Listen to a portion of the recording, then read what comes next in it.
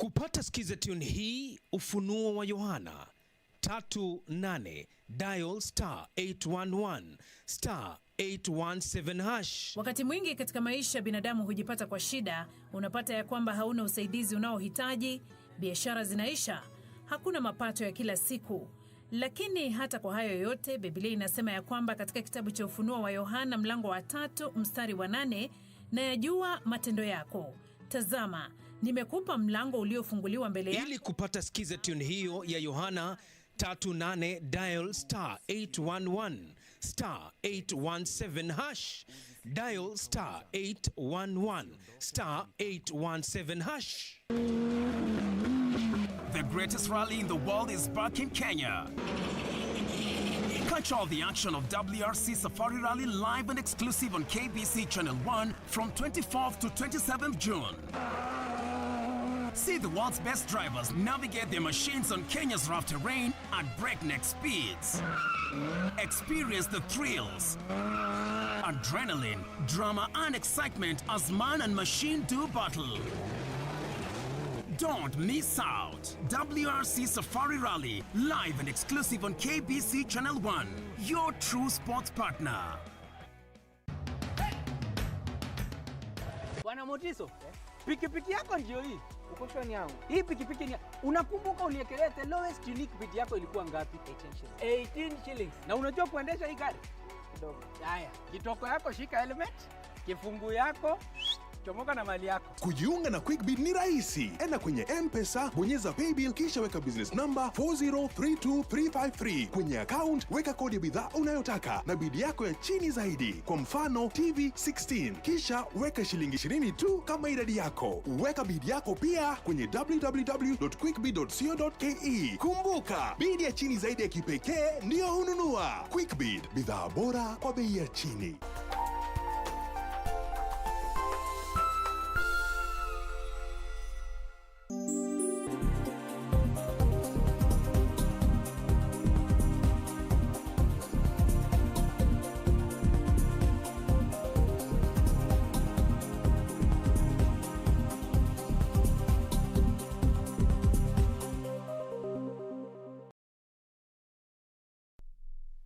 Days into the month of June 2021, a few minutes past 10. Thank you so much for creating time for us. This is News Check. Today a lot has been happening already. This particular morning, the Education Cabinet Secretary, Professor George Magoha, has just launched the Form 1 selection exercise at the Kenya Institute of Curriculum Development. A lot coming forth from that particular forum, and we will be discussing that plus much more that touches on the education sector in this particular program today. So thank you once again for creating time for us. My name is Serfine Achieng Ouma, and our sign language interpreter for this morning is Susan Thuku. Of course, in studio, I will be engaging a panel that contains 2 education experts who will be helping me unpack some of the issues that have shaped this particular process, a process that was marred with a lot of challenges. We remember the lockdown that was there in the country that saw schools being closed for about 8 months when learners could not go to school for physical learning. And of course, at a time when others were preparing for the national examinations, so a lot of anxiety gripped the nation as candidates were preparing for the examinations with a lot of uncertainty as to when they will first resume back to school for learning, and of course when they're going to be sitting for this particular national examinations. But we saw the Ministry of Education together with other players, including those from the Ministry of Health, put in measures and protocols that saw learners resume their learning first with the candidates and those who are transitioning for the CBC program, and of course later on schools were reopened fully for all learners to go back to school for physical learning. So amidst those challenges, just the other day we saw candidates who sat for the 2020 Kenya Certificate of Primary Education Examinations and KCSE as well post very good results amid those challenges and the uncertainties that they went through before they sat for those exams. And today, that Form 1 selection exercise was launched to kickstart their journey into joining secondary school. So we'll be discussing that plus much more in this particular broadcast. Please engage us on social media media at Serfine_Achieng, and also on our official social media handle at KBC Channel 1. We'll be sampling your questions and your views in the course of this particular program. Allow me to introduce my panel for the show this particular morning. It's two gentlemen who have been in this particular sector for quite a while, and they have a vast of experience to just discuss with us on some of the issues that should shape this process and how do we recover in the education sector during this COVID-19 pandemic. I'm talking about sitting at the center there, we have Major Retired Peter Mwithi. He is a governance and policy expert, but of course today also is wearing the hat of an educationist. He has a background in education as a trained teacher. Of course, we also have Jacob Kioko. Jacob Kioko is an educationist as well, and also he understands the twists and turns of running a school, and a private school for that matter, private schools that were really affected by this COVID-19 pandemic. Thank you so much, gentlemen, for creating time for us, and we'll be learning a lot from your experience and also just helping us understand how the best way forward in the education sector as we move on. I'd just like us to start from what actually was launched this particular morning by the Ministry of Education, the Form 1 selection exercise officially kicking off. Candidates will be knowing their fate, which schools they will be attending for their secondary school examination. I just want to understand very quickly from, a general perspective from both of you, how this journey has taken shape, and even how candidates post a very excellent, I would call it that, results amidst the challenges they were facing. What are you getting? What are you reading? What are you learning from this whole process? I'll start with you, Peter. I think, Madam Achieng, let me say my thanks to the station KBC. This is not my first time to be here, and I'm very grateful, especially now that you have given me a chance to come and talk on the issue which is very pertinent to our country, the release of the results for Form 1. Our students who are going for transition in secondary schools, August 2nd, I think. And I should say one thing, madam, that our teachers out there, although we had these pandemic issues and many issues, they really worked hard. I used to go to Kajiado schools where I reside, and I used to see teachers working very hard. And one of the things that we must appreciate is our teachers out there in school. They have done a fantastic job, and that has resulted to the posting of good results for the last KCP candidates. All right. Jacob, it was a bit uncertain how this process was going to take shape, considering the COVID-19 pandemic. Learners stayed away from school for 8 months, but here we are. Our children actually going to Form 1. What can you say about how this journey has also taken shape? First and foremost, I thank you for hosting me. It has been a very tough time for everybody. School children, parents, and all stakeholders in the Ministry of Education, starting with the topmost office. But the problem is not insurmountable. It has been surmounted through a lot of hard work and dedication from all sectors. In the case of the pupils, a lot had to be done even during the closure. Due to COVID-19, we had to go through all intricacies with the parent, with the child, and the teachers especially, and we had to encourage, make use of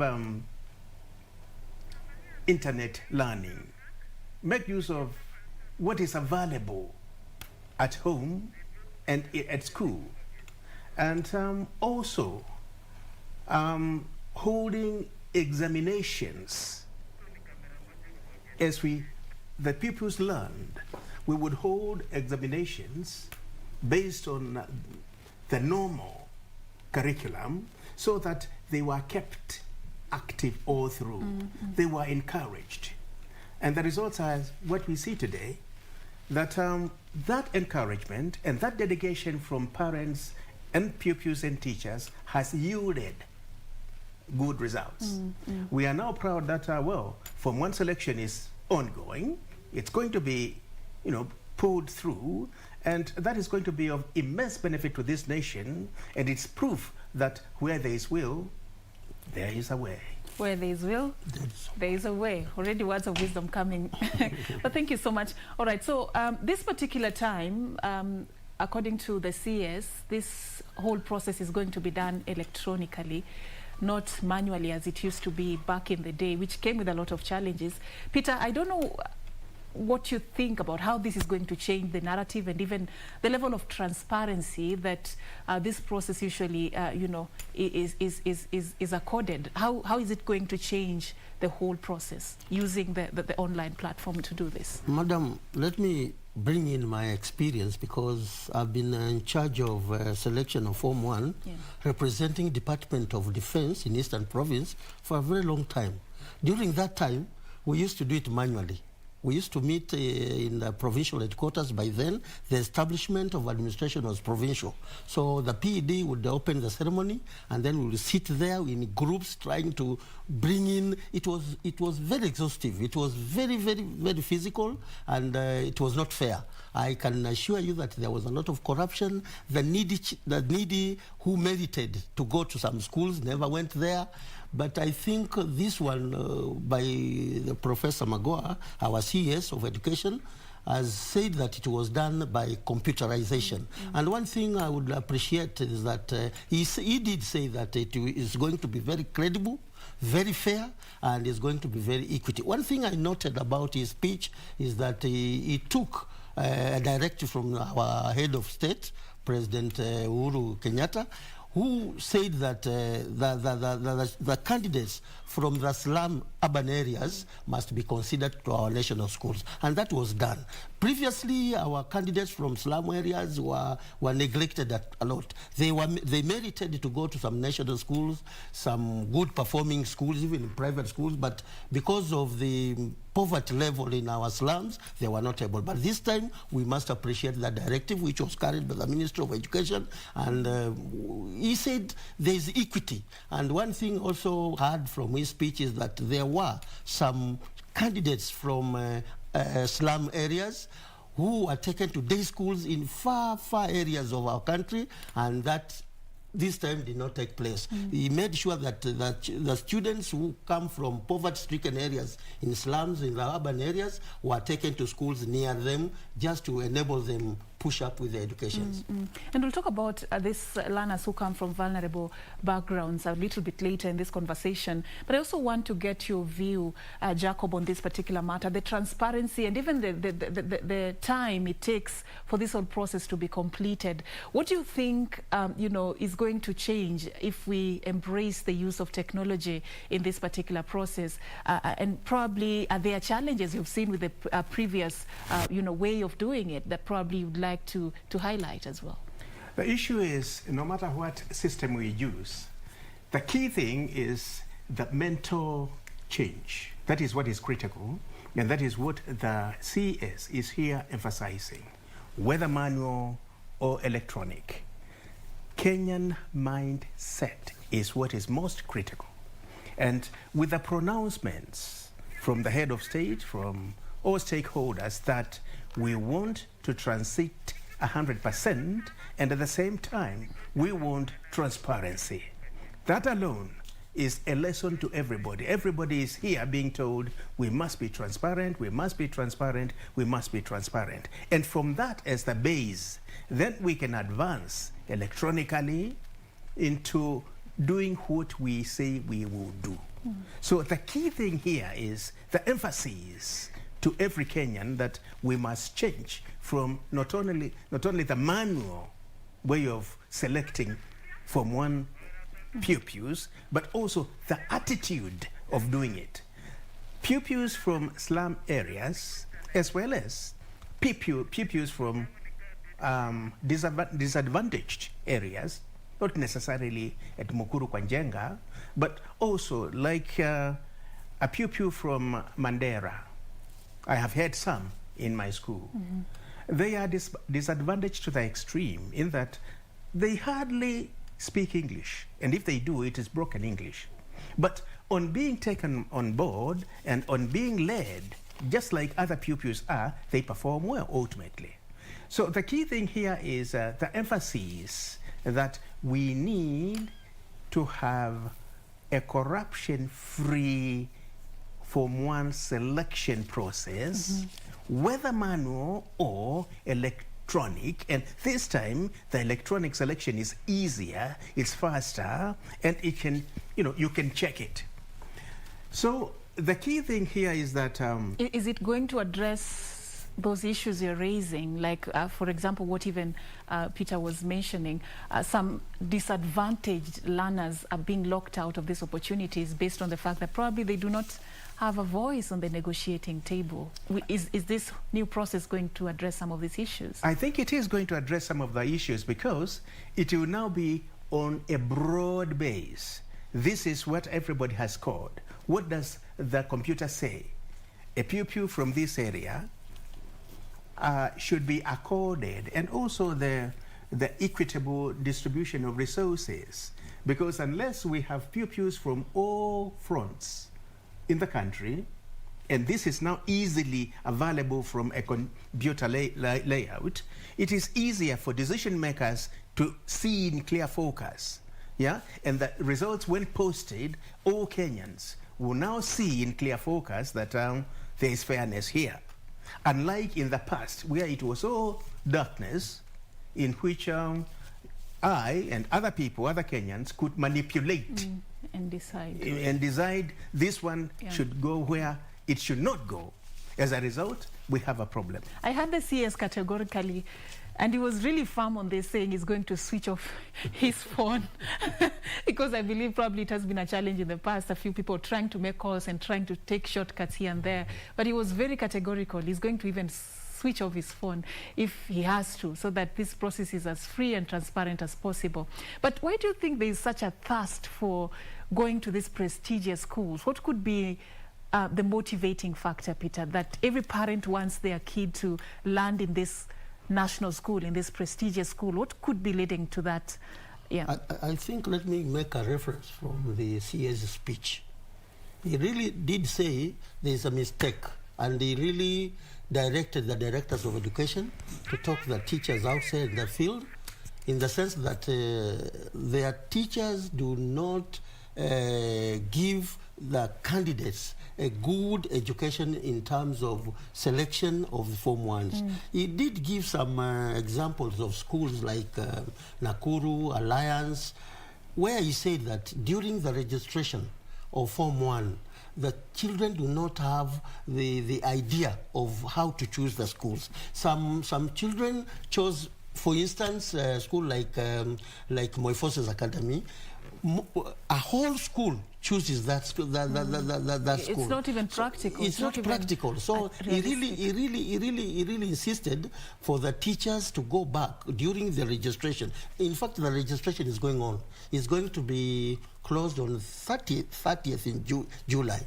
So he did say that the candidates must be given enough education on the choice of selection of Form 1. Not one school to choose, a whole class choosing one school. It gives a big problem to those ones who are going to decide on what to fix them in various schools. But everybody, that's a challenge. Everybody wants to go to this good schools. And one thing, Madam Achieng, is that the Kenyan way, we want to be very prestigious, that my child is in Alliance, my child is in Pangani. In fact, he did mention Pangani is one of those schools that everybody wanted to go there. But it's human tendency that everyone wants the best.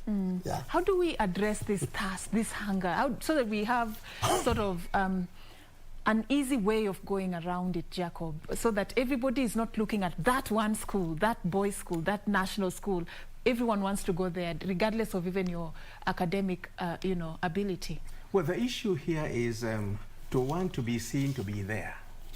Now, that hunger, I think, was inherited from the colonial government, because only a few schools were developed up to some level.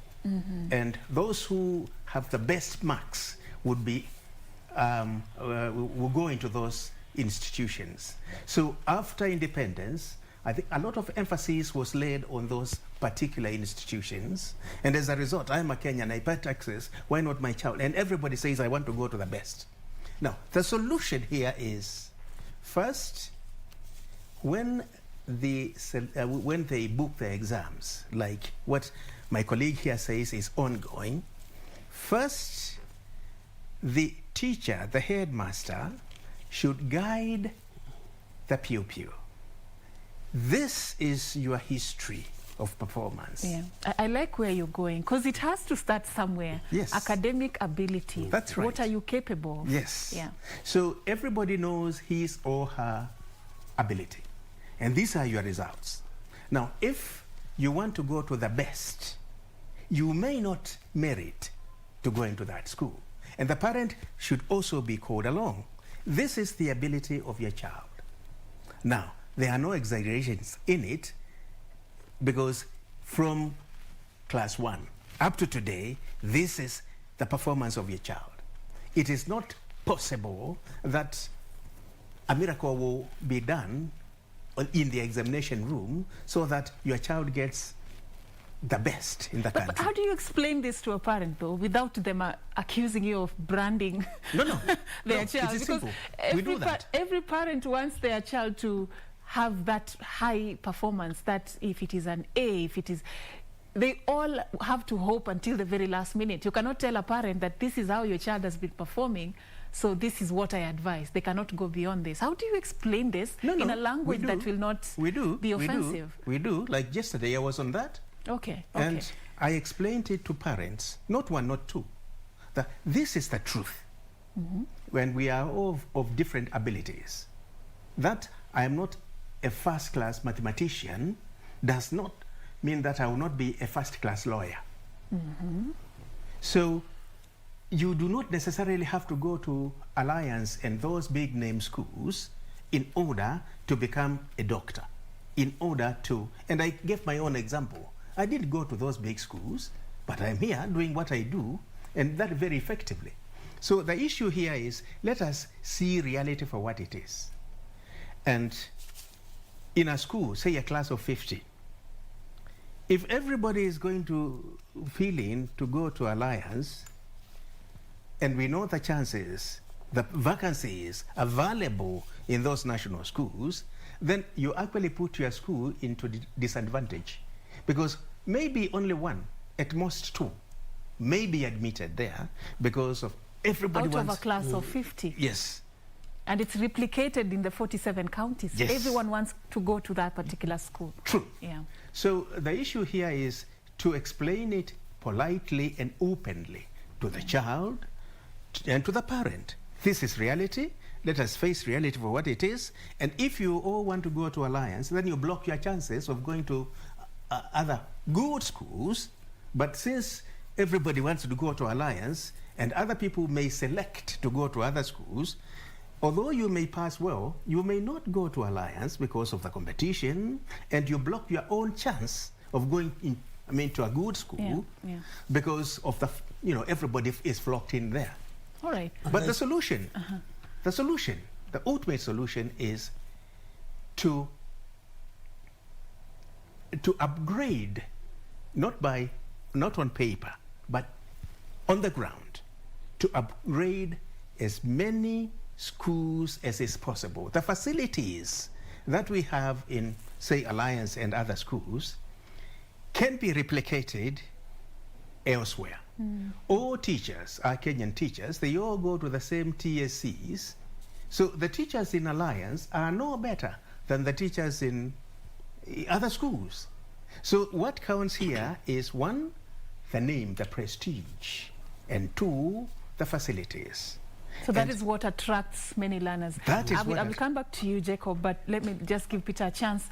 He's talking about improving the infrastructure in other schools so that at least they could be at par. All schools will be treated almost equally. And also talking about checking the history, the academic history of this particular learner so that it can inform their Form 1 selection. That's a very key point there that he's sharing. I don't know whether you have something to add as sort of a way that can help us work this out. This hunger, this passion, this thirst of wanting to be in a prestigious school, which is not bad. I think maybe to add on what my colleague Jacob has said, there should be an education awareness on the selection.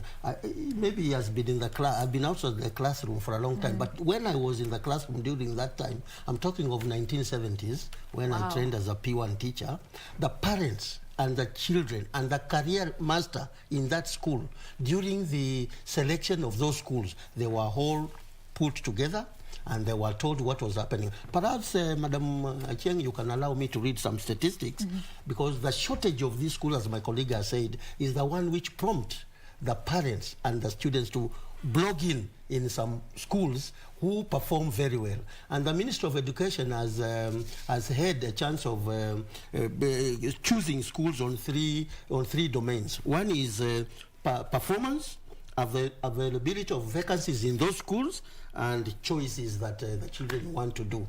And let me try to highlight some statistics here on the availability of those schools, because those are the determinant factors on the selection of Form 1s. And that is where we had a problem of one school, because it has excelled in Form 4 exams, then everybody, all the parents want their children to go there. Of course, on prestige issues.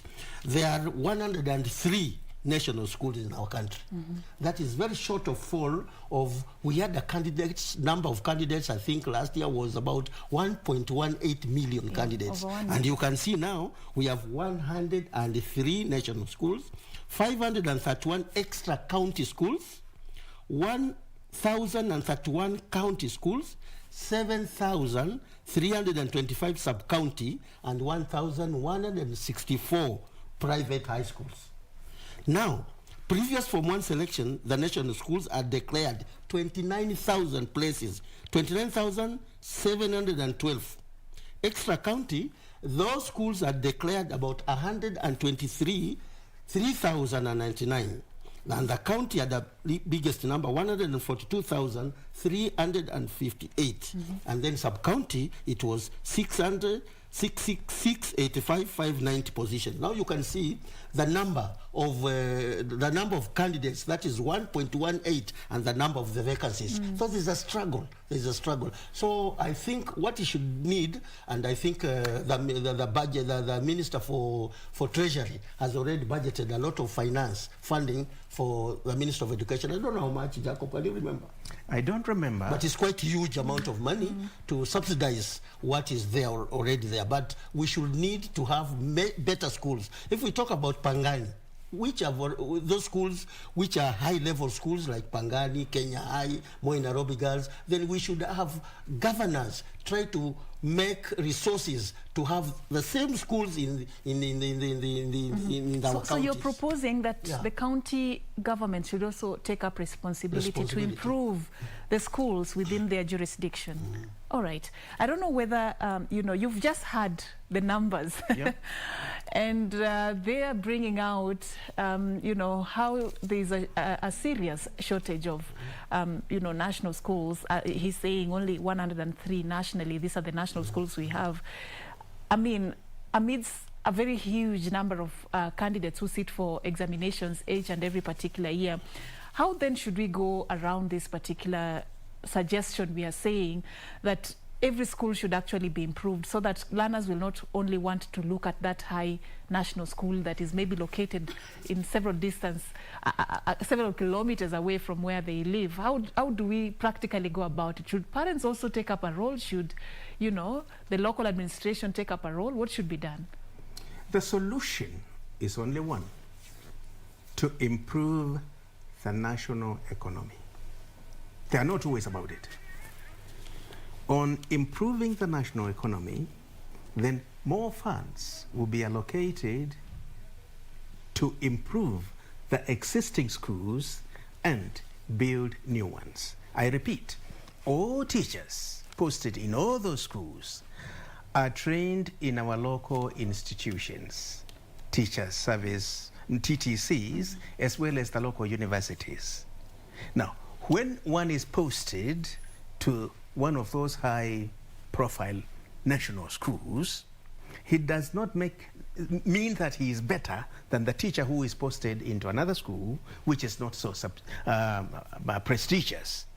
So the issue here is improving the facilities available in the so-called lower prestigious, less prestigious secondary schools. And they are not always about that.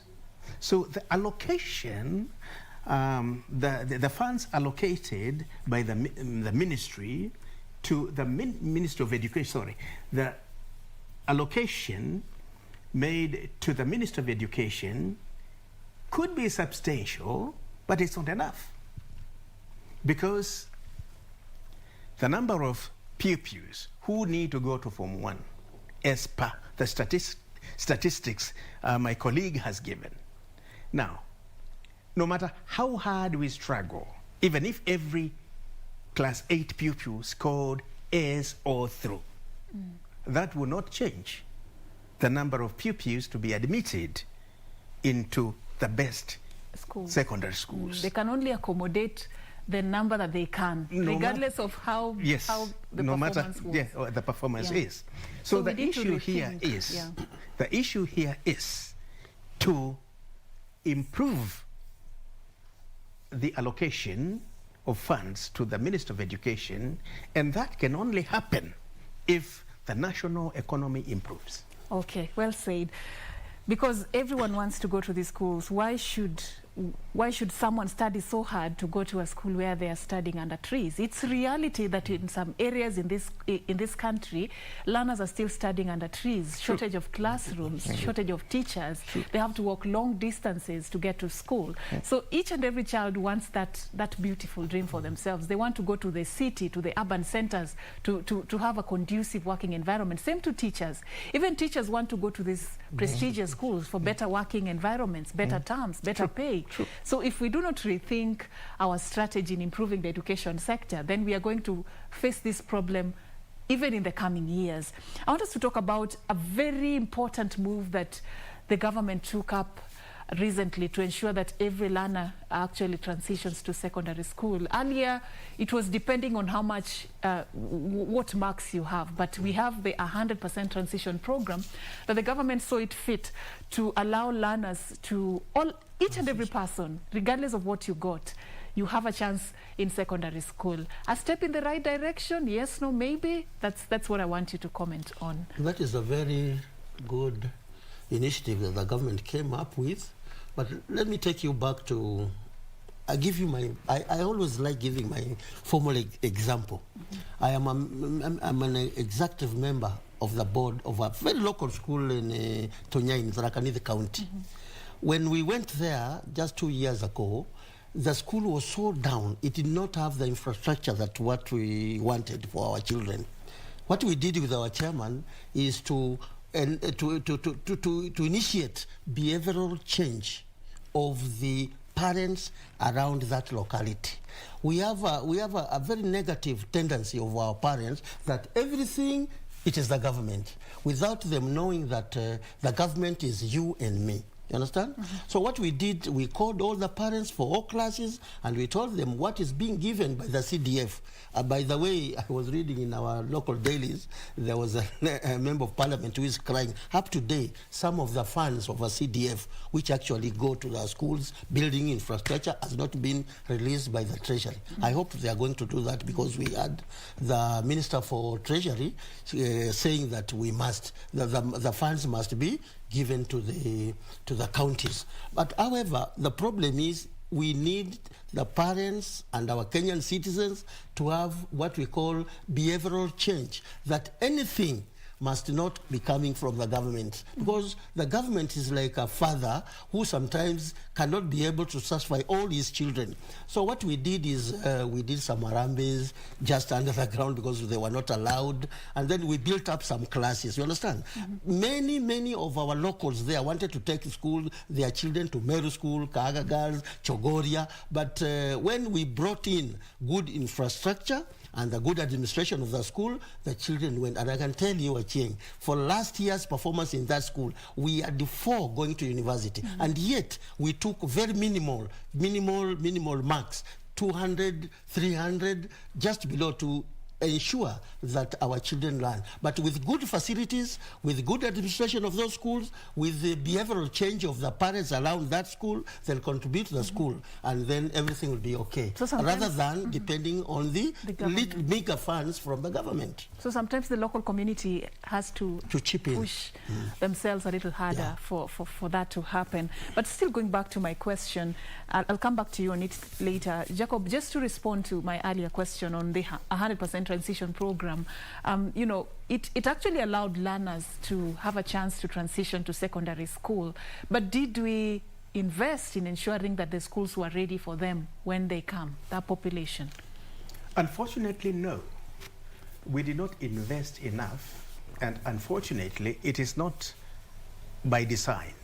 It is by the situation, the economic situation of the country. The need is there. The zeal to get it done is there. But the money is not there. That is where the problem is. And that is why I'm here emphasizing that the only solution to get that 100% transition done and done right is to improve the infrastructure in those schools, and that cannot happen without improving the national economy. And that is part of what I will be addressing Kenyans on in this show, because I have a way of doing that. That's why I'm so emphatic. Because until and unless we raise the funds nationally, no matter how good intentions we may have for Kenyans, without the means to get that done, well, it will be more verbal than practical. True. Peter, I don't know what you can add on that, because I'm actually always asking myself why, even after the government introduced the 100% transition program, they still sort of like had to police the parents to ensure that every child is in class. You had even the CS becoming very firm that local chiefs and even the local leaders, local administration, not to really go door to door to ensure that every child is in school. Why should we go that direction? I thought parents really want their kids to go to school. It's only like some of them are not privileged to be able to afford. What could be happening? I think the problem here, I look at it in this direction. One, as you have said, and I'll also give an example from where I come from. The local administration, right from huyu mzee wa kijiji, like where I come from, I saw very many children not going to school. I stopped them on the way and asked, kwa nini wewe hujaenda shule? And they said, there is no money. But to me, it is the inefficiency of the local administration. You remember sometimes our CS was urging the local administrators to go house to house to ensure that the children go to school so that we can achieve the 100% transition rate. But should it get to that point? It should not get to that point, but I will Shouldn't it be voluntary from the parents' level to know that this child actually deserves and needs to go to school? Yeah. Must somebody knock at your door to sort of coerce you to take your son or daughter to school? There are so many reasons, Madam. There are so many reasons why our parents don't care about the education. One, some of them do not appreciate the value of education. That is one. Second, as my colleague has said, Mr. Jacob, is the economy. Sometimes they don't have, even when you find a parent who does not have any money to put the food on the table, how do you think he's going to take the child? Thank to our Constitution of 2010, which allows everybody to go to school, and then the ministry brought about the day schools. You remember the day schools? The day schools have really helped people, because what the parents mostly have to give in is just lunch program. And some ed teachers have brought up the innovative way. If the parent do not have money, if he's skilled in, let's say, in carpentry, he can do the work, and that service is translated to school fees or the lunch program financing. But the problem is the awareness. Some parents do not have the sense of understanding the value of education. And our local administrators right from the village do not have the time to talk to our parents in the barazas, in the fort. Our politicians also are failing us. Our politicians are failing us because whenever they come there, it is politics from Monday to Friday. When they come to schools, maybe Harambes to build some schools, to classrooms or whatever assistance they are asked by the head teachers to come and give. Believe me or not, 90% of their speech does not dwell on the education. It deals on the politics and politics and politics. So we need to do a lot in trying to educate our children, our parents, the value of education, especially the media. You people in the media, you should sensitize people, you should sensitize everybody. It is not a perception that you must believe that everybody who went to school to a certain level will appreciate. We have economic problems that will dash our parents from appreciating the value of education. Some parents don't appreciate the value of education. Others also use their children to earn a living. Maybe the son or the daughter is doing something to bring income to the family. So if you tell me to take this child to school, how are you going to eat at the end of the day? So these are factors that also needs to be looked at before we make certain decisions. But gentlemen, either way, we've begun the journey. We've already, started this, and the 100% transition program is actually, I think this should be the third cohort. How do we make it work? Because it has to. It's a good initiative.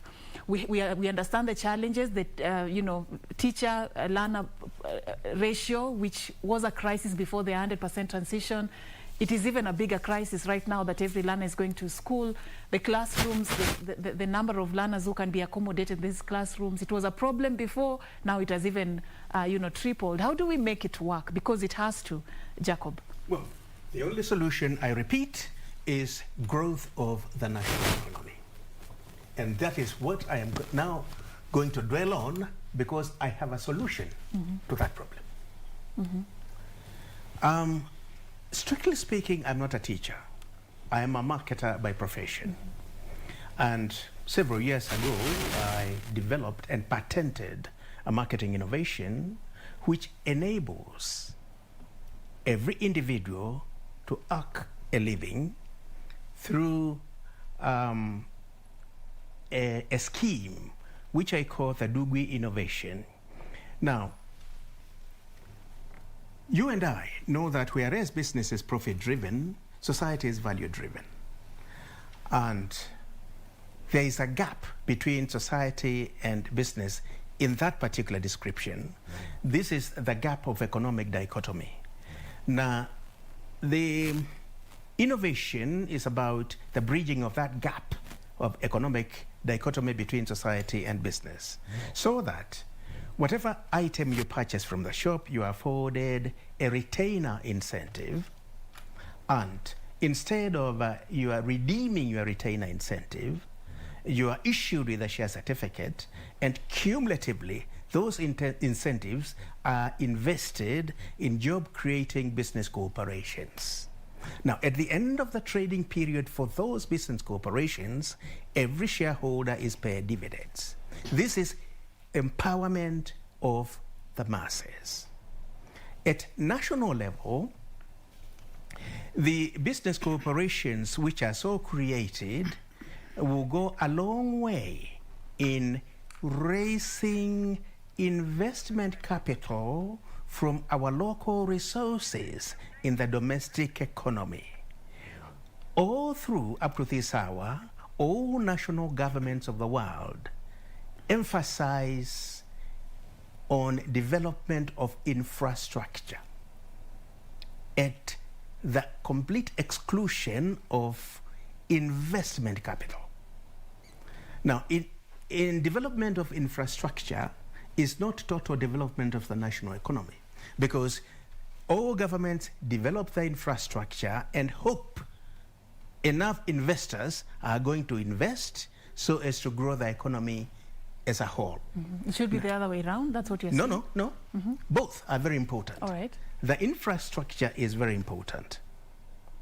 But how then do we get people to invest in that infrastructure? And this is what I'm here saying. We empower the masses from the grassroots so that you are now empowered and you can now invest in that. Instead of waiting for foreigners to come and invest in our economy, we start investing in our own economy, and that is how we grow. Now, the government is going to get a lot of revenue, which can then be allocated to all the departments, the Minister of Education included. So the key issue here is to raise investment capital from our own local resources. Instead of waiting for foreigners to come and invest, we have already the infrastructure in place. For example, now, unless foreigners come and invest in that infrastructure, we just fold our hands on our chests and wait. If they don't come, the infrastructure becomes a monument.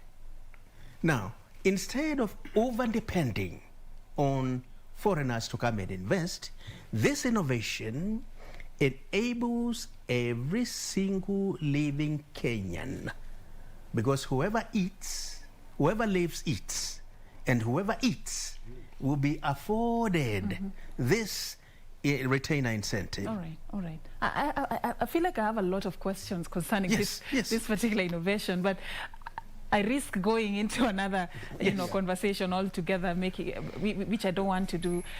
So allow me to leave it at that.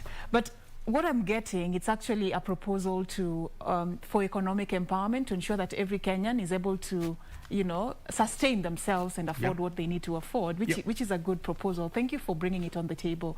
I just want to also understand, Peter, from your perspective, how do we cushion parents from vulnerable environments, vulnerable backgrounds, so that economic aspect is no longer an issue that should dictate whether they should allow their children to go to school or not? Is there something that can be done also to improve their livelihoods from your perspective, as Jacob has also shared with us his proposal?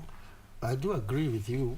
We have the economy and the education, they are correlated. Because if the parents do not have the capacity, economical capacity, to be able to satisfy their needs, then how would they venture into taking their children to school? Especially now that Form 1s are supposed to be reporting, COVID has happened. You should hear the conversations that parents are currently having. Let us thank the 2010 Constitution, which brought about the devolution, so that the funds were to move from the up to the counties. But my observation is that it's just the will of the people. It is not so much on the funds. It's not so much on the funds. Because let me take you back to the subject that we are very sick of as a country, corruption. The money is taken to the counties. Instead of the county bosses investing in education, they do other things. Let us imagine about the EACC, which last time they told us they have secured the corrupted money, if I may use that language, to billions. What if these billions are invested in our education programs? What will happen? The money is there. I don't know where it is going to be taken later on for the projects of other. I don't know whether it is going to bring issues of corruption. I think it's the will, and I'll give you an example in the military, where I've served for 33 good years in charge of education. In every military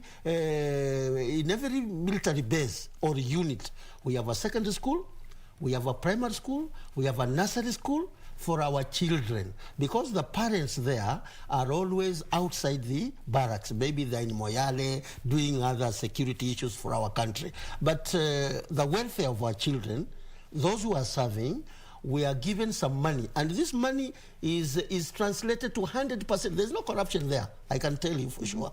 So that's why I want to base my argument that it is the will of the people. As much as the economy is a factor there, it is the will of the people.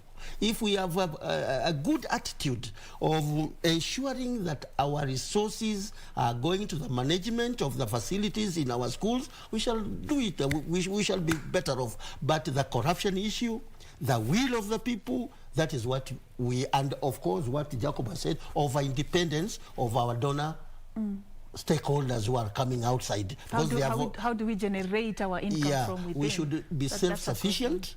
We should educate our parents that this is our baby, and everybody should have integrity.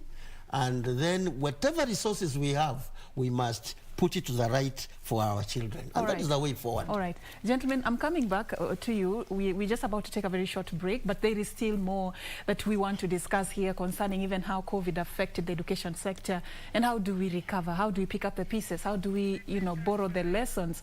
But, just to take you through some numbers I have here, you remember that last year more than 1 million candidates sat for the KCP examinations, and out of that, 8,091 scored more than 400 marks.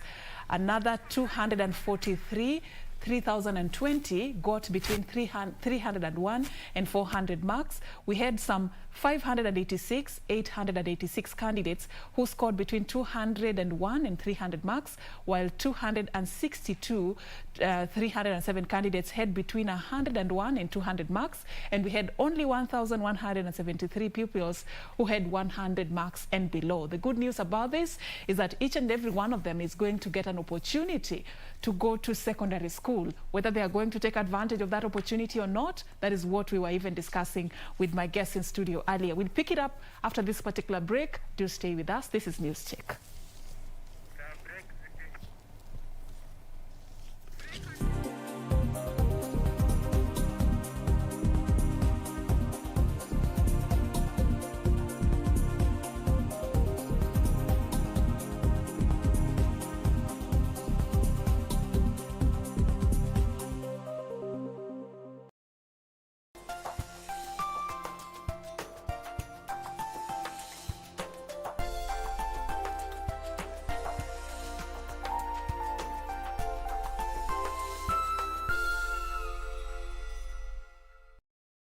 Tonight on KBC Channel 1. Mrs. Ayad, what you're saying is... I mean, from now on, you better cut all contacts with Xiaoai.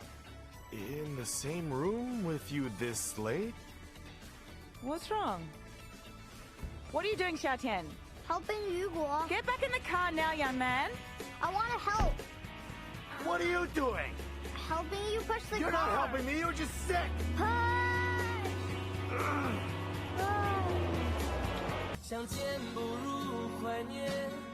Tonight on KBC Channel 1. Max is your brother. He's not. He's my stepbrother, and that will not stop me from erasing him from my life, Mother. Don't tell me you're going to stop me now. Oh, yes, Come on, yes, now. I do. Anything suspicious? No, fortunately nothing, but we shouldn't get careless. No. That means the girl that Jorge is in love with is Juliana.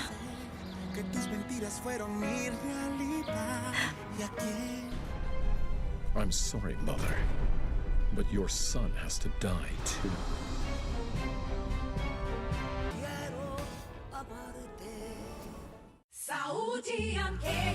Juu milimani na hata mabondeni, Radio Taifa inatamba kutamba. Sasa unaweza kupokea matangazo ya Radio Taifa loud and clear popote ulipo Western Kenya. Radio Taifa usisahau, unaweza ukatupata kupitia ukiwa Busia, Siaya, Vihiga, Mumias, Yala na maeneo yaliyoko karibu.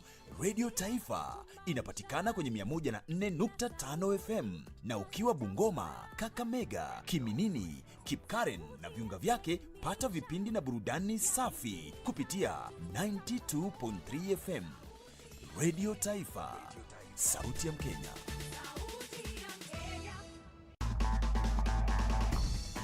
Thank you very much for coming here for this event.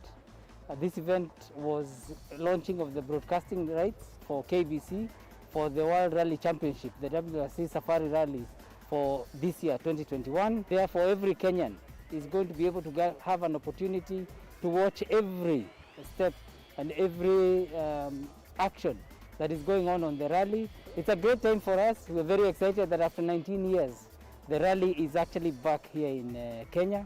The President has put a lot of effort to ensure that this has happened, as well as the Ministry of Sports under CS Amina Mohammed, to make sure that we're going to see this great event come back to our country.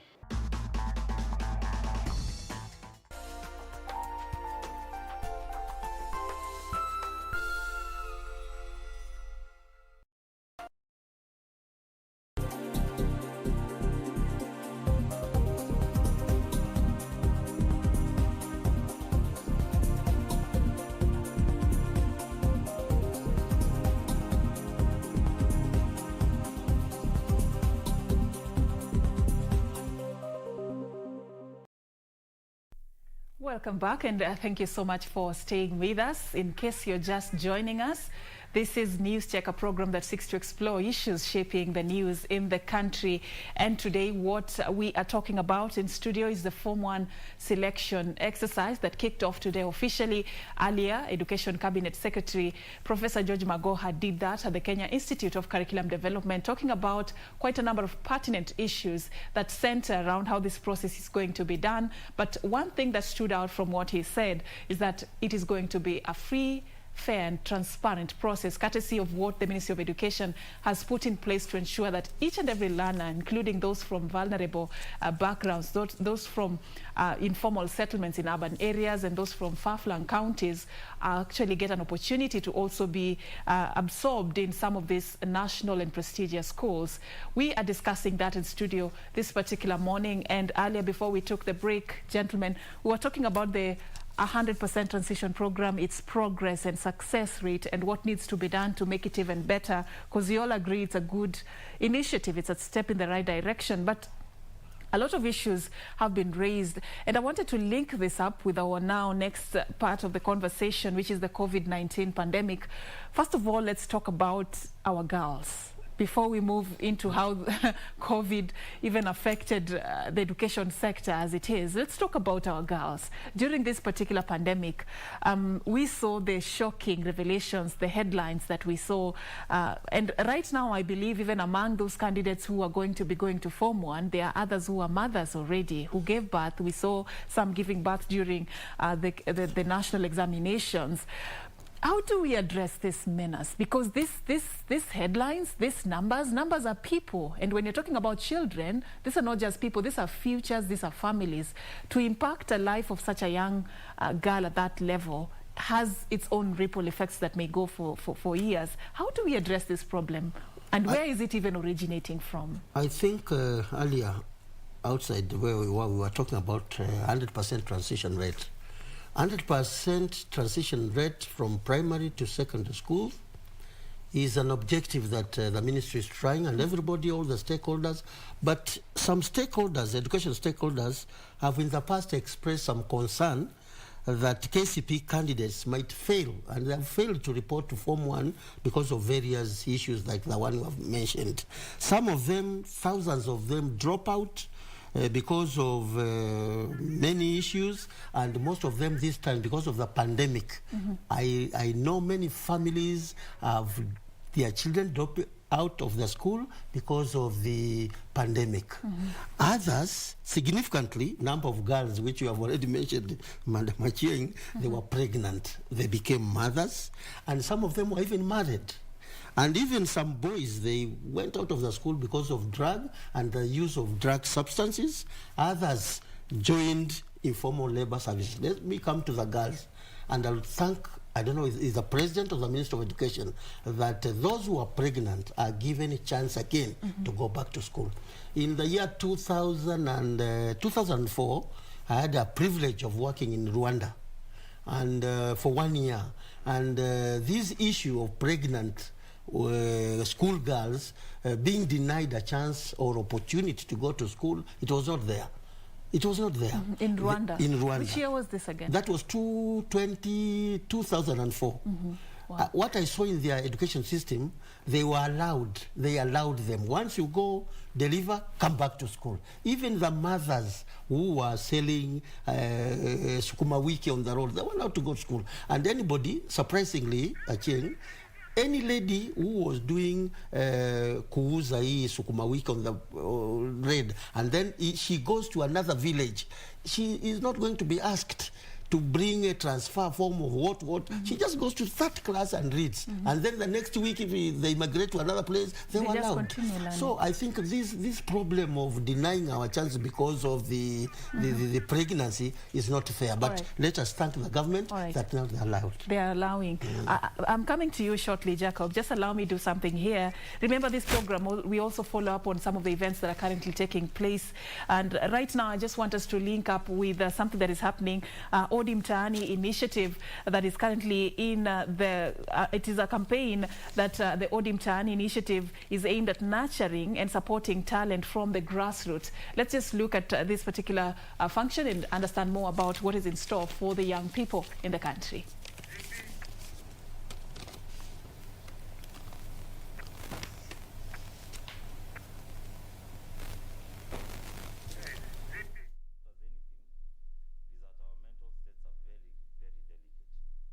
And we know the first thing that brings a break in most people is luck.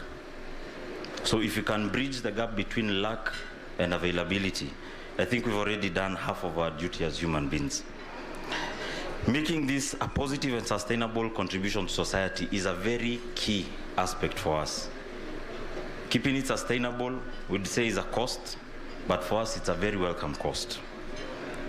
Grassroots sports has the potential to meet most, if not all, aspirations that people have in this area.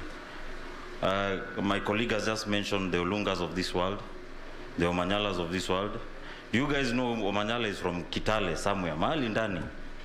And if that can grow to where it is right now, is about to represent Kenya and Africa at large, that tells you the aspiration element of this whole thing. And we need to build a platform that can flourish and make the living of everyone possible and easier. This to us is a big commitment. Ladies and gentlemen, we are looking at a scenario where unique talents are not only about competition or entertainment, but also about potential of those talents, having platforms that are competitive and contribute to the economic well-being. Someone said, once your passion starts feeding you, then you've discovered your purpose. Amaje Arocho. It is for this reason that through this partnership, if you forget everything else, I'll say remember this, that through this partnership with Odongo, we have invested over 5 million Kenyan shillings, and particularly 9,000. 9,000 ni ya puspus. So 5 million ni ya Charles, na mama, na gym, na fitness, lakini 9,000 ni ya puspus. Tusisahau hiyo part. Because tunajua paka iko na 9 lives. So si tunassume tu ngiri moja ya kila life. Ama aje Alex, ndio? Ama aje sa Alex? Si hapo tuko sawa? So we are looking at 5,000 and 9 million. Na pia kuna kitu ingine tunamuongezea hapo, which is a full gym and a car. Also the car, by the way, if I'm not wrong, where is Frank? Frank, you can confirm, the car has a car seat ya puspus. Wapi Frank? Ata confirm baadaye, the car also has a car seat ya puspus. So I think we are catered for puspus. Puspus seems to be a big part of Charles's life. Na alipata watoto? Apparently puspus has 2 children. So guys, tuendelee tu kunini, tuendelee kusupport. They are called Zalendo and Chichi. They are old men. They are old men. So Zalendo and Chichi, puspus has 2. Arocho tufanye homecoming ya hizo pusi ama? Wednesday homecoming ya puspus. Tuko sawa, confirmed. Agree, take note. To this end, we are able to not just help him sustain his business, not just help him sustain his life, but also by effect of him affecting his community. Charles made a very specific request. Let me grow from where I am. How often do you hear people saying that? Watu wengi wanajua kiomoka wanaenda mtaa ingine. Yeye alisema anataka kugrow kutoka Runga ndo aweze kugrow na jeshi yake. Na jeshi yako iko hapa? Jeshi ya Charles mkono? Awesome. So he said he wants to grow with his team, and he intimated that he needs this to remain at home. If any man is committed to grow his home, that man deserves respect. Ama namna gani, si ndio? So ladies and gentlemen, it is now my pleasure to welcome Mr. Charles Odogo to give his remarks. Charles, karibu sana. Power iko. Thank you so much. Thank you so much, Bwana Dedan. And we appreciate our main man today. Definitely. Hapo sasa, Odi Mtaani. All right, so that is currently underway at Stanley Hotel right here in Nairobi. Odi Bet has started a campaign, an awareness campaign. It's called Odi Mtaani Initiative, an initiative that is aimed at nurturing and supporting talent from the grassroots level. There you have it. If you're a young person, talented, and I believe most of us are, this is an opportunity that actually can go a long way for you to thrive in this particular journey. We will be following up that particular, function for you, and we'll be giving you more details about it later on. But in studio, we are talking about the Form 1 selection exercise that kicked off today. And of course, we are also just bringing this conversation into a bigger perspective to look at the education sector and some of the issues that are coming from this particular sector, challenges that we are facing as a country, what needs to be done to ensure that even as we put in place policies and measures and programs to ensure that as many learners as possible have access and a chance to quench their thirst for education, we consider their unique challenges, their unique circumstances, and what they are going through. And that is what we have been doing with my guests in studio. Just to remind you, it's a panel of two gentlemen. From the far right there, I'm having Jacob Kioko, he's an educationist. And also I'm having at the center there, Major Retired Peter Muithi, a governance and policy expert, also an educationist. Thank you so much, gentlemen, for staying with me. I want us to now continue with what we were talking about earlier. Before we went to that particular live link, we were discussing the teenage pregnancy menace and how it has affected our girls. And Peter, you also brought on board the boys in this conversation. Most of the time, they are left at the back seat when we are talking about teenage pregnancy. I just want us to understand more about how we deal with this menace, because we cannot be talking about access to education for all learners, and yet our girls are facing this. Is it a health or a social crisis, or both, depending on how you look at it? We need to address this issue. And you had, spoken a bit. I just want us to go to Jacob, and then we'll come back to your point. Yeah. Now, the 100% transition program is not very clear up to this hour. What is 100% transition? Does it extend up to university level, or where does it stop? After class 6, there's junior secondary before you go to senior secondary. Mm-hmm. Up to this hour, it's not clear. Is junior secondary in primary, or is it in secondary? That point is not clear as yet. Just to clarify on that as you continue, this particular morning as the CS was launching this particular exercise, he touched on that a little bit and tasked stakeholders, education stakeholders, to begin identifying which of these primary schools ought to be transformed into the junior primary school. So I believe it's a process that has commenced, but I understand your point on that. Yeah. True. Now, before he said that, before the CS said that, it was dark.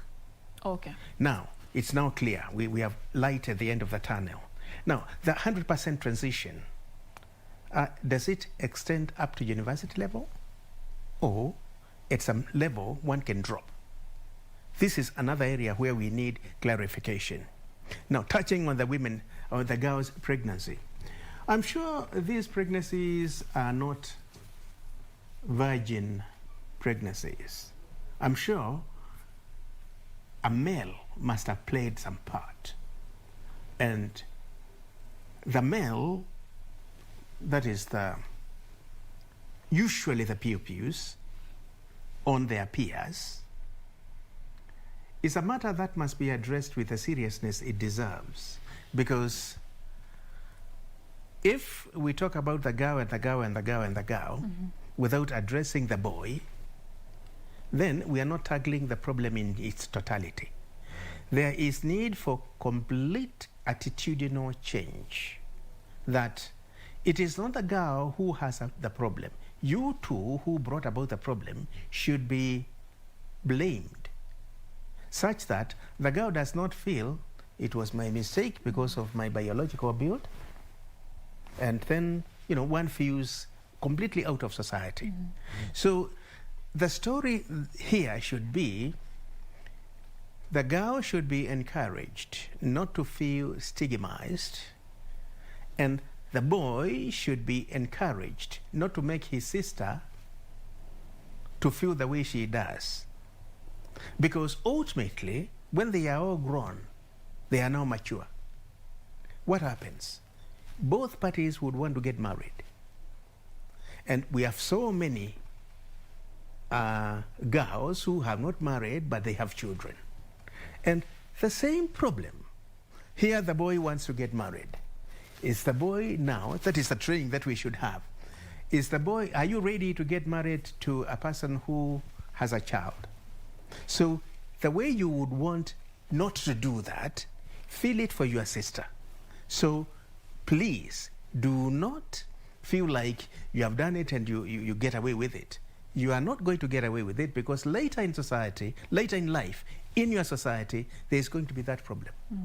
So you are a contributor to a serious social problem, and you must not be allowed to continue doing it. This is the attitudinal change which we must have, because if we continue talking about the girl, she's stigmatized. Okay, she is stigmatized, but it is her biological makeup. It is not by will, it is by her biological makeup. Because if the reverse happened to the boy, what will happen? It would be the same situation.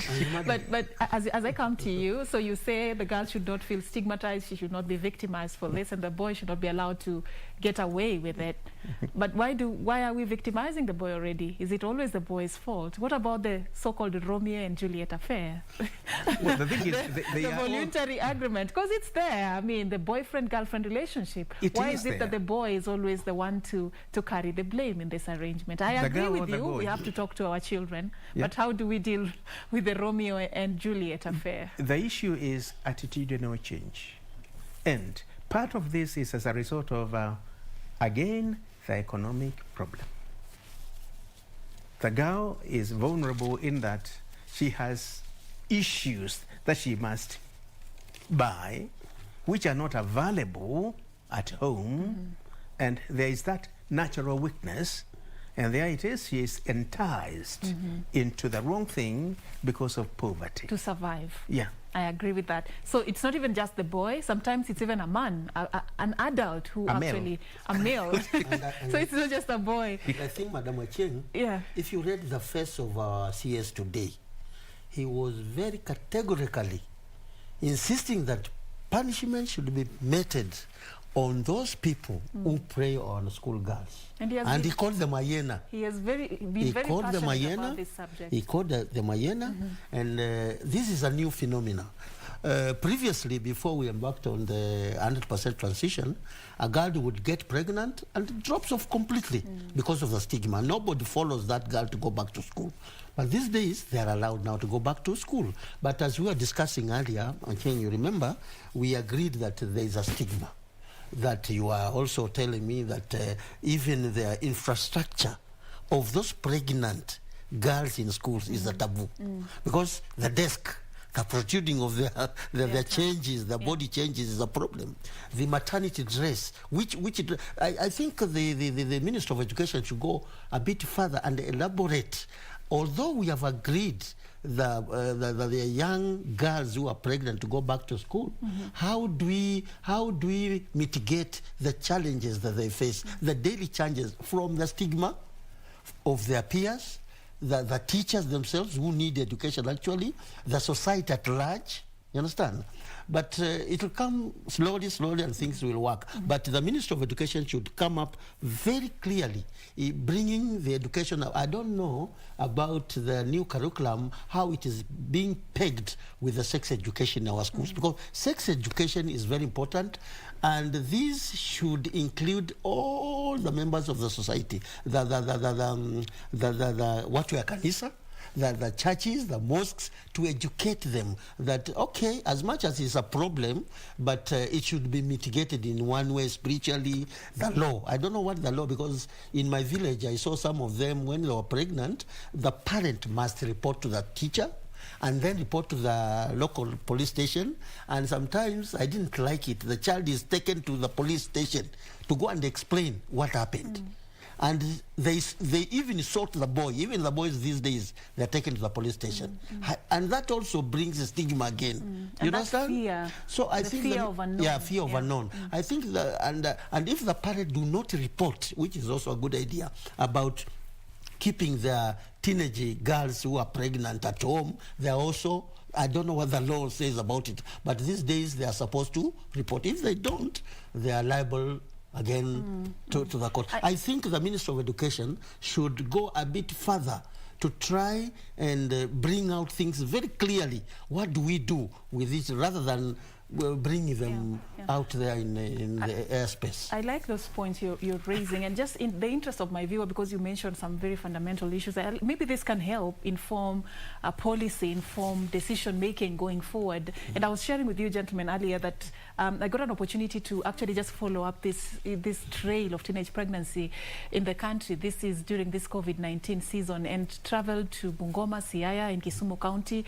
and discussed with a few girls. Some of them were not even planning to go back to school, and talking to them issues that they were raising, like you were saying, Peter. They were telling me, yes, the government has given us that go ahead to go back to school and resume our studies, but if you go back to school, there's still that stigma. We are still looked at as that dark spot, that wrong company. Parents don't want us to associate with their children anymore. They feel we will, for lack of a better term, spoil them. When we go to school, teachers see us as people who've not come to study, but we've come with other motives. So they keep on telling us, reminding us of our pregnancy throughout our education journey. So they opt to stay home. Others decried of that outfit, the uniform they use for school. It's not maternity friendly, and they're not comfortable in it. They would even like an opportunity where they can be allowed to go in civilian clothes for that duration. Others say the desk, as your belly is becoming bigger by the day, it is not accommodating you, and you start feeling like you're in the wrong place. Even your peers would start mocking you and telling you you do not belong here, go home, you're a parent. So such issues need to be addressed. Even if we are creating spaces for our learners, how are we looking at their unique challenges, what they are going through, their unique circumstances, so that even if we're giving them these opportunities, then they're still able to thrive under those unique circumstances. And I believe these are points we can talk on, go on and on about. And even I talked to a teenage father who, my curiosity was, why is it that the boy is always running away? The boy is always not in the picture. And he was telling me that one would want to be part of the baby's journey, but the stigma, the shame, the victimization, you want to be arrested. Most of the time they say you defiled the girl, and sometimes it's not even the issue. Maybe she was your girlfriend. It was voluntary. So this is why many boys shy away from being in the picture during that particular time. So maybe even parents and society, we should rethink how we are addressing this issue, how we are dealing with these cases of teenage pregnancy going forward. But let's leave that aside and, gentlemen, move now to another subject. And I wanted us to talk about COVID-19 and the education sector generally. We know that even as we speak right now, the academic calendar has really been shaken up and turned upside down, and it may take us years to come back to normal, the way the academic calendar used to go initially. But generally speaking, what do you think is the biggest hit that the education sector has taken from this COVID-19 pandemic, Jacob? Well, I think the biggest hit has been the disruption in what we are used to as, say, this is the beginning of the year in January. Everybody, parent, pupil and teacher, and also the Minister of Education is focused on reopening of schools in January. It's the beginning of the term, of the year. Now we are in June and we are in term 2 of the school calendar. Now, the problem here is we have not quite adjusted into focusing on that, and the parent, most of the parents do not have the financial muscle to pay for their obligations. The other day, the Minister for Education was saying parents must pay. Okay, I agree. They must pay. But the money is not there. But he said some capable parents are already taking advantage of this opportunity, of this window that the government provided. Precisely. Yeah. We are all human beings, and we are all feeling the heat from COVID-19, as a result of which, if there is an opportunity which is not illegal, why not make use of it, if you can? But the issue here is, again, my point goes back to the economy. If we were all enabled to pay our fees, our obligations, then the issue that the minister cited will not be there, because responsible people with the capability will pay. But those who are not able have a real problem. Their problems could be genuine, that the money is not there, and I know I have an obligation of paying fees for my child, but reality is the money is just not there. And that is the bottom line. The money is just not there. Those who are taking advantage, of course, are not scrupulous people. Those are unscrupulous people. But besides the unscrupulous people, the genuine Kenyan who actually wants to meet his obligations to the school and the state, but he is not able. That is where the real challenge is. The COVID-19 thing has made a lot of people lose their jobs, and businesses have gone down and others under, and the schools themselves, the institutions, also have had their own unfair share of the COVID-19 problem. And the way out is not to continue discussing it. The way out is to come up with a program or programs. What is the way forward? And that is what is most key.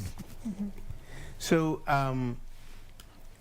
before you go to the way forward, because that is something I want us to explore next, I just want us to see how bad the situation is.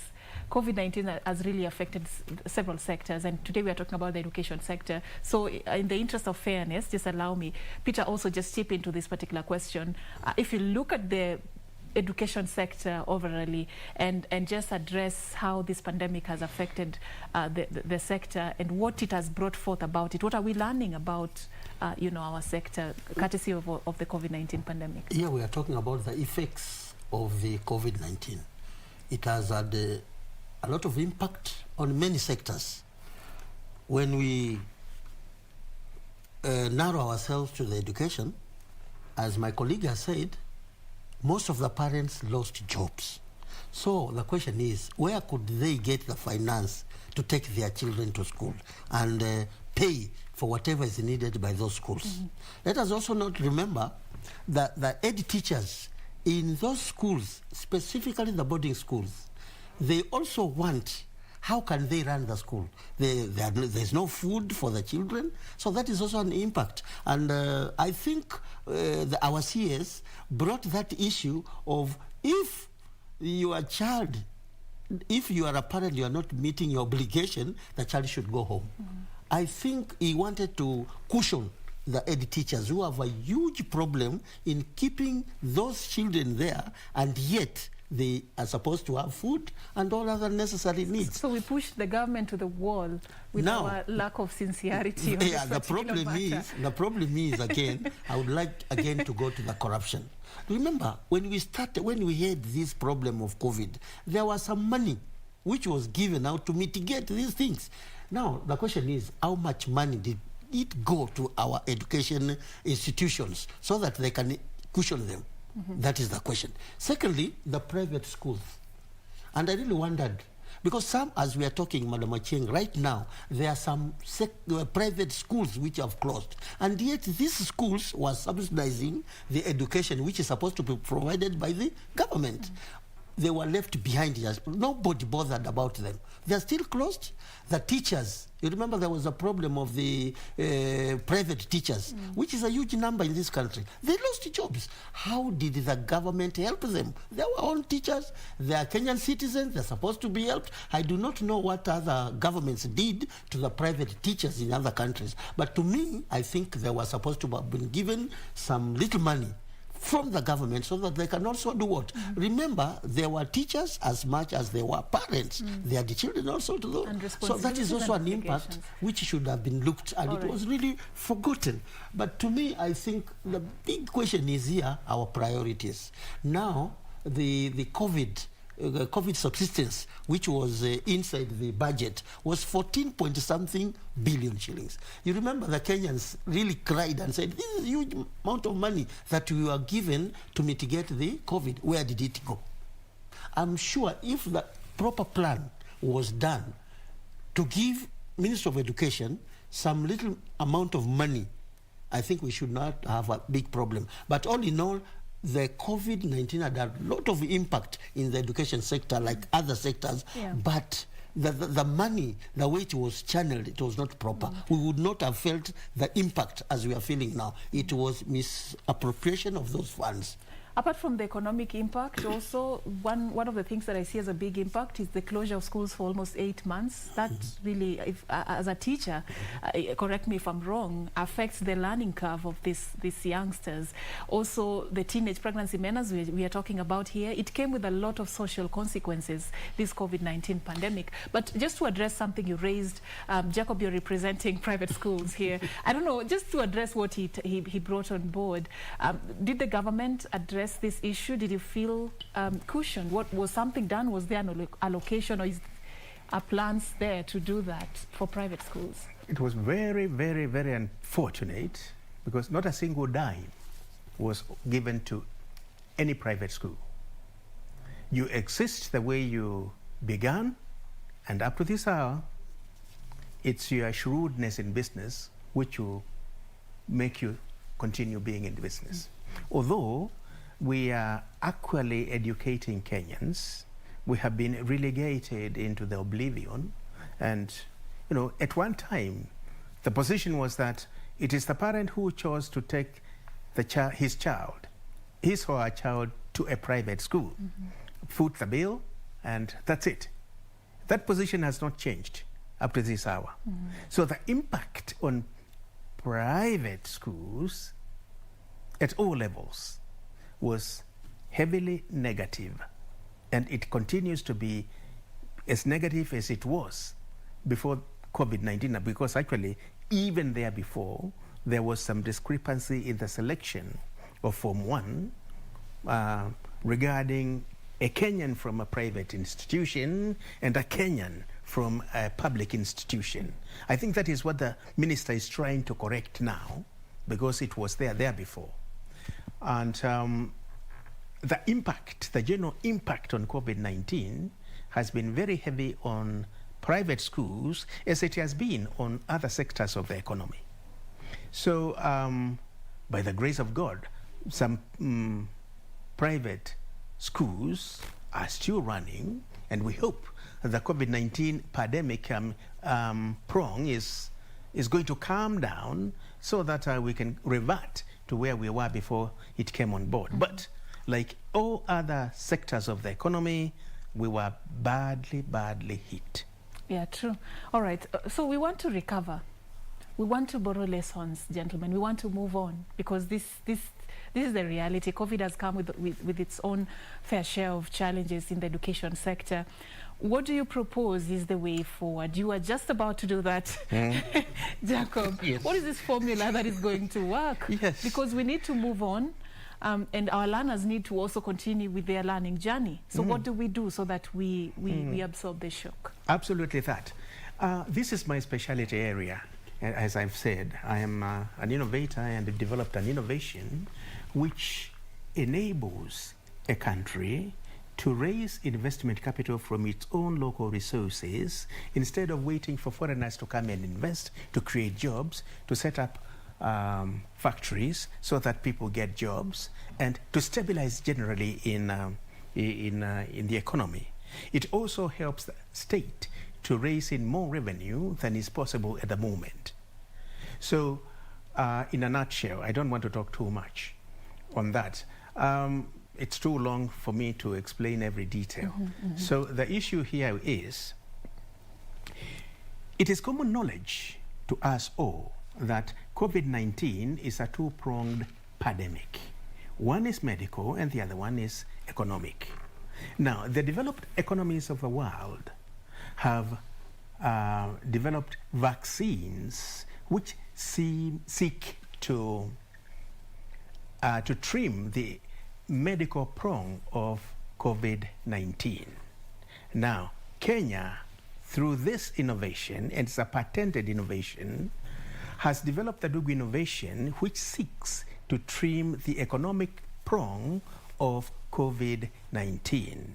Now, with the support of the governments of those countries who developed the vaccines, the WHO, that is the World Health Organization, has accredited the vaccines so developed as the solution to the medical prong of the pandemic.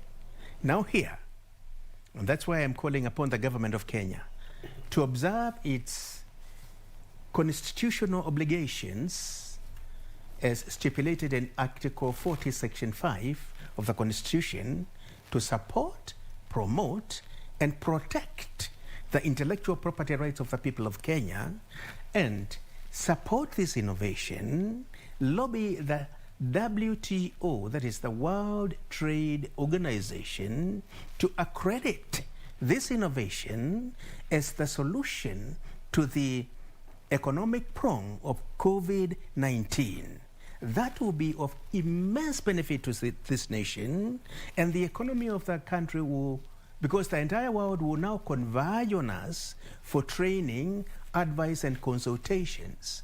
The revenue the government is going to raise from that will be enough not only to finance our national budget, but also to pay off our bloated foreign debt. All right. All right. So the key issue here is, please may the government of the Republic of Kenya lobby the World Trade Organization to accredit this innovation, and the innovation details are already with the World Trade Organization, which is the custodian of all world patents. And the innovation was patented on the 26th of March 2010, so it's about 20 years old. All right. And all that we need, and that's why I'm emphasizing this, pardon me for overemphasizing this, Yeah. it's very important that if the government of the Republic of Kenya, today is Tuesday the 15th, lobbied the WTO, and this innovation were accredited by the WTO, then tomorrow, the 16th, the economic situation of the country will change dramatically as the economies of the countries who developed the vaccines has, without a shadow of All doubt, right, changed. All right. Well said, Jacob. An option on the table, so we hope that will go somewhere. Yes. My take on this, Madam Achieng, Yes. when this pandemic came in, I thought the government did a small mistake here. We did not initiate our local traditional medicine men. You remember Tanzania, the former head of state, Magufuli, initialed and talked to the people to take ndimu. Ndimu. As my colleague has said, it's a medical issue. Yeah, lemons. And all of a sudden in Kenya, lemons went up. I also have a shamba of lemons. I sold them also. Now, we did not give a chance to our local traditionalists, to our local nutritionists. We did not give them a chance. We over-dependent, even by information from outside. I saw our health secretary, Kagu. All the time he was referring to what they are doing there.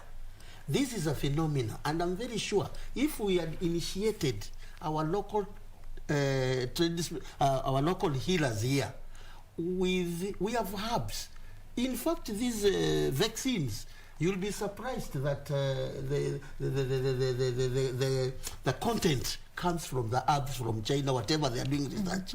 We neglected the research of our local people here in this country. But with the And interest that is also a mistake. Yeah, We should but- have initiated them to do research, tell us what is happening here, and we should have moved along with our partners of the World Health Organization, as All my right. colleague is saying. All right.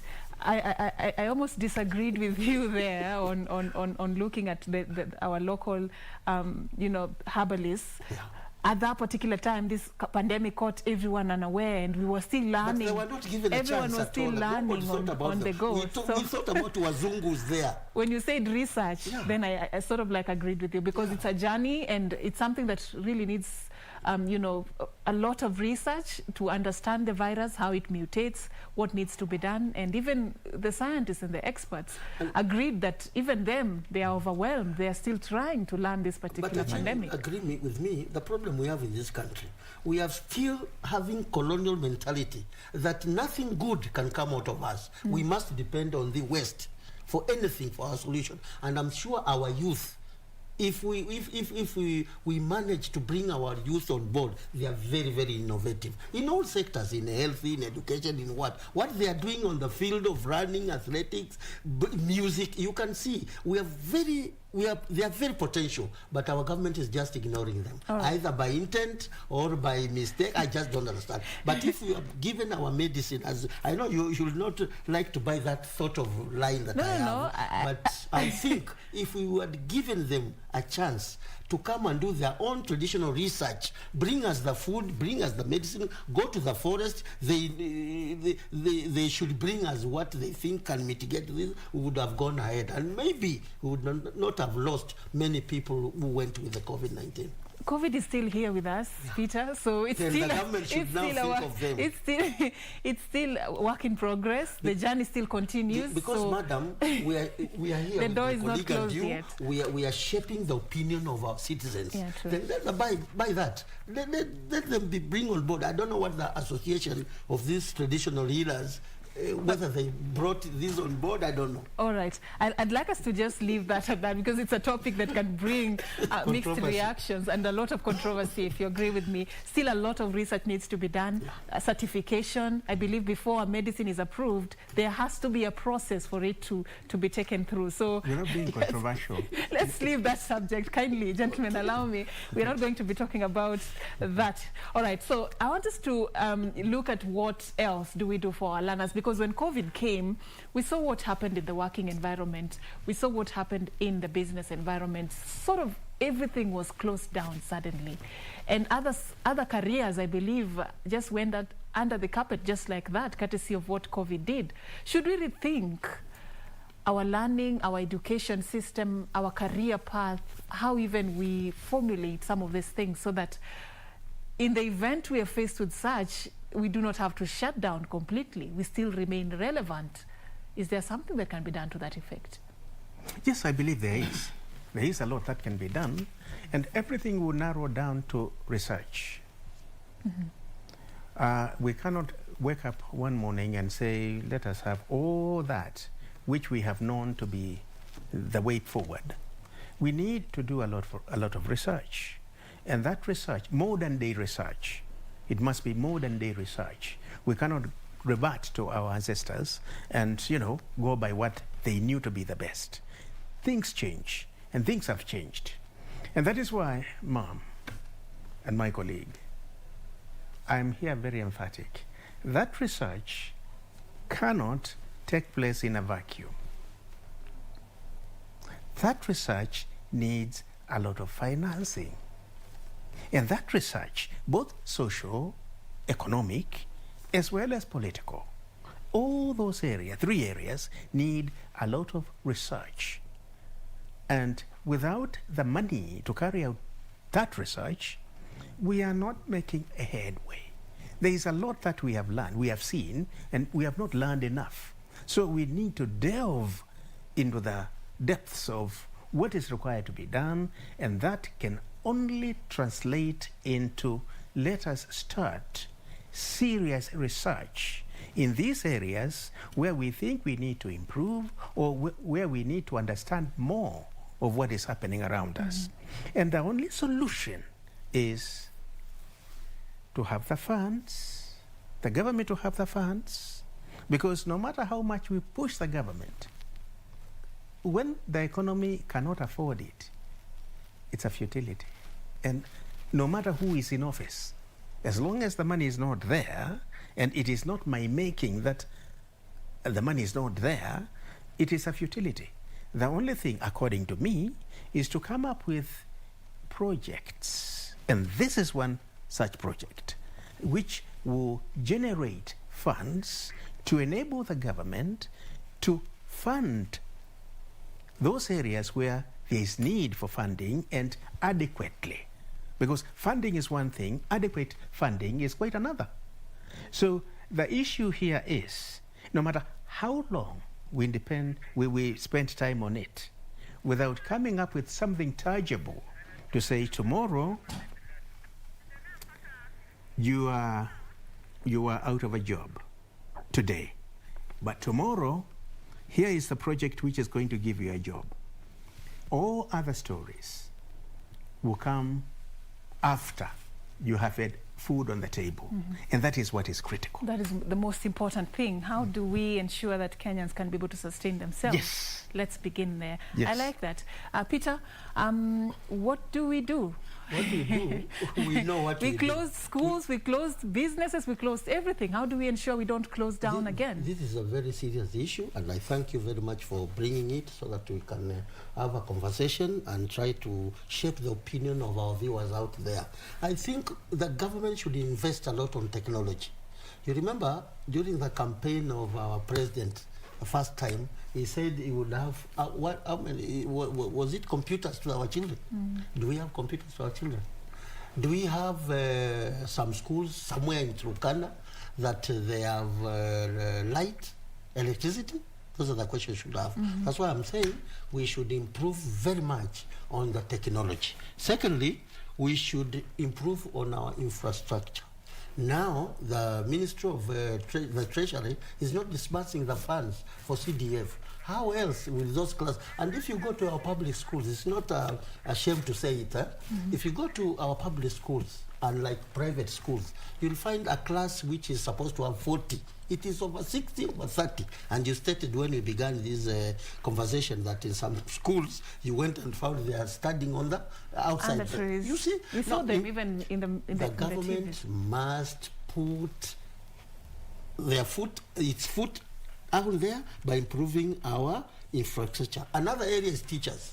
How do we motivate our teachers? Especially when we have this new curriculum. You found out last year before even the COVID, there were so many strikes. Our education system was disrupted by the strikes of teachers wanting to be given salaries, what have you. The government should look at motivating our teachers. Another thing is, and I appreciate the government also, I think it is funded the medical bills for our students, I think. I think there is there's something to that effect. That's a very good. And the stakeholders who are in trying to work together in unity with the government, they should also be considered to be given some subsidies, especially the private schools. The private schools, as much as they are doing business, they are educating this person who is coming to do something for our country. So the stakeholders who are there, the government should think about them. In fact, it can be thought of having something from our budget. Understand? All in all, we should unite together and remember, there is no nation which can prosper development-wise when its citizens are not educated. And when I'm talking about education, it's proper education, quality education, which can enable them to solve their own problems, not education for the collar jobs. You understand? Education that is geared, its curriculum is geared to solving the social problems that its citizens have. All right. I believe that's the bigger picture for the competency-based curriculum. That's what we are trying to address as a country. About the infrastructure, some good news from the CS this morning is he said that the Ministry of Education received an allocation of 1.9 billion shillings. This is going to be, spent on chairs and desks for primary and secondary schools. And when he was saying that, he actually, that is when he brought out the point of, stakeholders to identify which primary schools will be transformed into junior primary schools, so that this can be factored in this chair and desk program as they allocate this particular funds. But this is something that is on the pipeline. I just want us also to talk about you know, how do we ensure that even as we come back, even as our learners go back to school, you remember there was that concern that was raised even today about those from vulnerable, you know, backgrounds. There's always that issue of unfair competition, that you find that a learner has been studying under very tight and unfriendly learning environments, and they're expected to compete at par with somebody who has really had it you know, good with them in their education journey. And here they have to really compete for these same schools, same, you know, facilities. How do we ensure that we level this so that we do not leave any learner behind? Like Madam Achieng, somebody has been studying under trees in some county, and they are sitting for the same national examination. During the COVID-19 season, somebody was you know, studying online. They had online classes. Another person, they don't even have electricity in their village. And then you expect these two people to compete. I think now, when we look at the 2010 Constitution, which is a devolved unit, which gives us the devolved unit to the counties, the county governors, the county bosses there should work very hard in trying to bring the funds to the education. This is 2021. There's no reason why we can give to anybody that a Kenyan student is learning under a tree. I don't know what reason. So our bosses out there in the counties should work very, very hard and ensure that they place the infrastructure that is needed. There is also another vulnerable group, Madam Achieng, that we should also factor in this discussion: the disabled or the special needs. I'm aware that there are 32 special needs of secondary school capacity, which have about 1,453 students. And these are classified as national schools. These are not enough. We have many students in this country who are disabled, and they are there. Sometimes you will find they are handicapped in hearing, but they are taken to special schools. I don't know. The government should work very, very hard to integrate these students, plus the infrastructure. I know one school in Vika, which is being headed by the Salvation Army. It's doing a good job.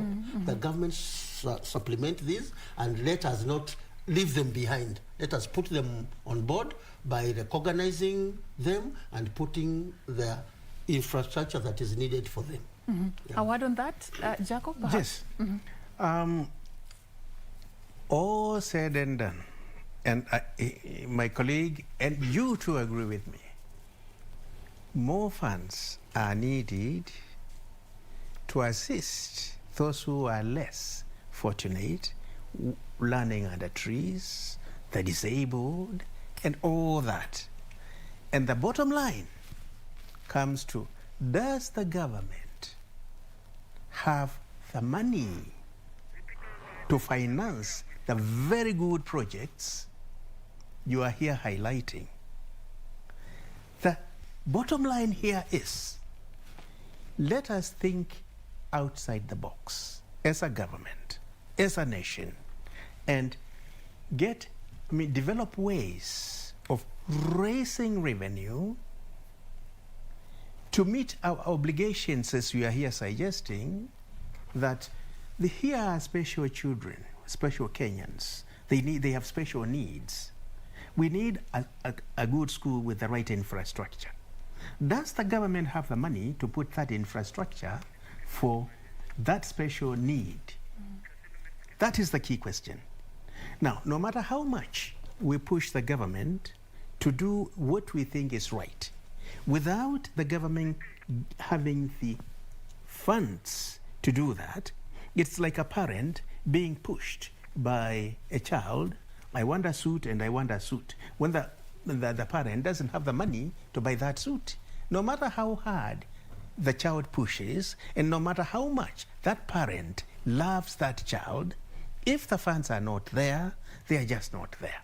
So my discussion here and elsewhere is, may we lobby the government to value, to factor in ideas, like we are now, giving out ideas of its citizens, not to brush them off, but to value what every citizen says, because that could be the magic word. That on adopting this, you are there. You get the solution to the problem, because here what hurts us most is the inability economically to finance that which we would want financed. That is what is most critical. And Achieng, to add on, as we wind up, as we wind up, I think this is a very good conversation. And as we have enlightened, we discussed about the pandemic, the effects of pandemic of HIV. I think the government, because the parents are being, are really feeling it, If the government want to caution the parents who have children going to school and they cannot afford, I think the best way, the money which has been allocated to mitigate the COVID, should be paid to those companies which are giving food. What those parents need right now, because they don't have a job, is unga to go down, cooking oil to go down, bread, fuel to go down, so that whatever kibarua they do, they can have money to take their children to school. Thank you so much, gentlemen, for creating time. I know it's a conversation we can have and keep going on and on about, but that's where we stop at today. We'll be picking it up as it continues to develop. Today, the Form 1 selection exercise kicked off officially, launched by the Education Cabinet Secretary, Professor George Magoha, earlier this particular morning. We've come to the end of our conversation. Thank you so much for choosing KBC Channel 1 and for watching News Check. My name is Serfine Achieng Ouma. Coming up is Tamrini, the Swahili version of the program. Do stand by for that.